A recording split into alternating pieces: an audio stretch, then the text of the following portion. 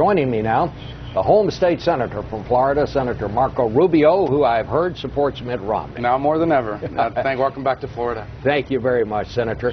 How high are the stakes for tomorrow's debate? Well, I think they're important. All these debates have mattered. Peggy Noonan had a great write-up this weekend in the Wall Street Journal that talked about how these debates perhaps have mattered more than ever before. And I think part of it is that the president had created this false image of Mitt Romney in the minds of some voters that was completely knocked down in that first debate. And I think now what's becoming apparent in these debates is that the president has no plan for the next 4 years. I mean, he has failed to outline any sort of ideas about how he will govern the country moving, in his words, forward over the next 4 years. And that's why these debates have mattered more than ever. I think tomorrow's his last chance to tell us what he's going to do over the next 4 years. It is interesting that tomorrow's debate comes 50 years to the day when John Kennedy went on American television and announced that the Soviet Union had put nuclear-tipped missiles 90 miles from the coast of Florida in Cuba. We all know that Fidel Castro, the dictator of Cuba then, still the dictator, I guess in name, but still the dictator, is very near death, we are told.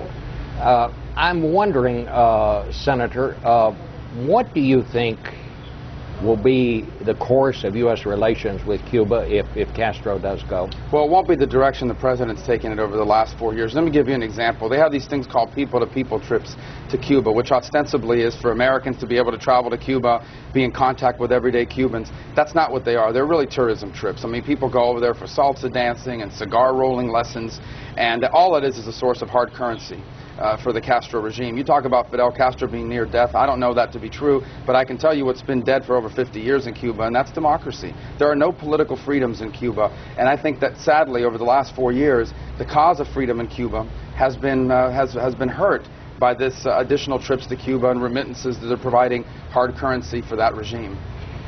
Are there lessons to be learned for today's politicians from what happened during the Cuban Missile Crisis? We did avert and probably came as close as we'll ever come, or had come to that point, to nuclear war. Are there lessons to be taken away from that? Well, you read the accounts after the fact, it was even more chilling in terms of some of the advice that the president was getting from his military officials at the time. You look back, hindsight, and maybe you're glad he didn't take some of that advice in terms of some of the issues. Look, I think war and armed conflict is always the last of all the options you have on the table. I think you try to avoid that at all costs. Sometimes it's unavoidable. That's the lesson of World War II. I think the other lesson of the last 50 or 60 years, however, is that the stronger the U.S. military, the stronger our defense capabilities, the stronger the chances for peace are. And that's a lesson of the Cold War and thereafter, is you always want, I think, and I believe, and Mitt Romney believes strongly, that the world is a safer and better place if the United States is the strongest military power. The stronger you are, the less likelihood you'll ever have to use it. You know, most American political elections, just like this one, generally are about the economy, but usually, probably within the first year of any president's term, there is some unanticipated foreign crisis, like the Cuban Missile Crisis. Right now, we have this awful thing that happened in Libya. An American ambassador, 3 other Americans were killed. You're aware of all the finger-pointing, the back and forth. It was the work of terrorists. It wasn't the work of terrorists.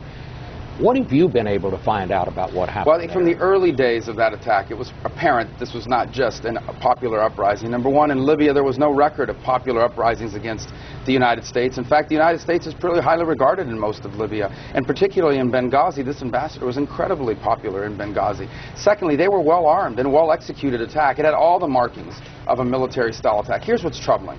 What's most troubling about this is that one of the narratives that the Obama campaign has laid out is that bin Laden is dead, they've bragged about that forever, and that al-Qaeda is in retreat. And you start to wonder that they basically say, do not allow any story to emerge that counters that narrative. Is that why for 2 weeks they told us that the Libyan incident in Benghazi was a popular uprising and not a terrorist attack, because it ran counter to their campaign narrative? I hope that that's not true, but that's what you start to wonder about. Let me point one more thing out. You said that early on in any presidency there's a moment of truth. This president had one in Iran. after the false elections there, the people took to the streets, and the president refused to line up with a green revolution there. He said he wasn't going to get involved in Iran's sovereignty. And the result has been disastrous. There is now no well-organized opposition in Iran because it was completely demoralized in its early days of its rebellion by the president's lack of engagement. Let me go back just to that instant. In the beginning, the administration was first saying it appeared that it was the result of a spontaneous demonstration. The president said no, he had called it an act of terror. First, today, there are some American newspapers, the Los Angeles Times among them, the Washington Post, quoting CIA people as saying it may have been the work, may have been inspired by a spontaneous demonstration. Well, that's not the evidence that you've seen. I mean, these folks were well armed. It was a well-executed attack. And the truth is, let's find out the truth. Let's put all the facts on the table now so we can see exactly how it developed and we could know. But I can tell you that the markings of it, the weapons that they were carrying and the way that it was carried out in multiple stages had all the markings of a terrorist-type attack. And for 14 days, this administration did everything in its power, including on this show and others, that Sunday after the attack, to say that it was a popular uprising, that it was a spontaneous uprising linked to a YouTube video, which we now know not to be the case. Even the administration now admits that. Governor Romney has made quite a point throughout the campaign of saying that on his first day in office, he will declare China to be a currency manipulator.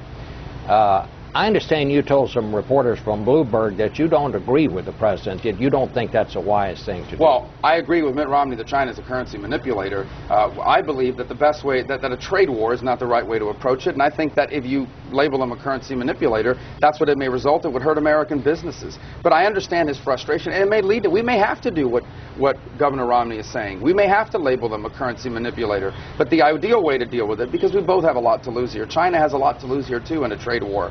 It would be good for neither one of our economies. So hopefully we can avoid that. It may come to that, but I hope we can avoid that. Let me just ask you this question. What do you think, what do you want to hear from the candidates as to what they see as America's role in the world? Well, I think that's a great question. And, you know, the answer, I think for Governor Romney, he's laid that out pretty clearly. He views America's role in the world as a catalyst for peace, prosperity, and freedom. Now, America can't solve every problem in the world unilaterally. Increasingly, it takes global coalitions to address these issues. But these coalitions have to be put together, and they have to be led. And only the United States has the capability to do that. The current president, on the other hand, has a very different vision of the world, and part of the failure that this president has had is his failure to outline broad goals, a real view of what America's role in the world should be. We've never gotten that from this president. Just like for much of this campaign, we haven't gotten from this president his plan for the future. So I hope tomorrow night, I don't know who the moderator is, but I hope that the president will be pressed on what his plans are for the next 4 years on foreign policy and, if possible, on the economy. I know that's not the topic, but they are related. Well, let's just talk about the economy for a minute. Before the year is out, unless the Congress does something and the president would have to sign into law whatever they do, we're facing what people are calling the fiscal crisis because of these automatic tax hikes that go in for everybody, and these draconian cuts in both social and defense programs that will be enacted again automatically. Do you think a Congress is going to be able to solve this? And what should whoever is elected president, because even if Mitt Romney is elected and he's not in office yet, won't he have to do something to encourage the Congress to solve this? Let me say that on that issue, I agree with what Barack Obama said in December of 2010, and that is that in the middle of an economic downturn, in the middle of a bad economy, is not a good time to raise taxes on anybody. I hope he remembers that and says that again and does that again, because without presidential leadership, we're not going to be able to confront this issue. I think the long-term solution to this problem is the combination of pro-growth strategies on tax reform and on regulatory reform and repealing Obamacare, combined with fiscal spending discipline so that we don't keep digging the hole. I think if we can get growth going in our economy and hold the line on spending, we can recover fairly quickly. And I think that's what Governor Romney's promising. Sadly, we don't know what President Obama's plan is, Cliff, or anything for that matter. Just one more foreign policy question. Do you take seriously these reports that Iran now wants to make a deal on some kind of a nuclear thing? Well, the White House has denied that, and so I don't think there's anything further to comment on that story. I will say that I think Governor Romney would agree with this. Force is the last option. It's the least desirable one.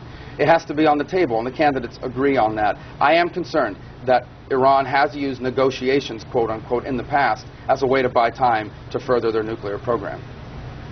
Senator, it's always a pleasure to have you. Thank you very much for coming back to Florida. And we'll be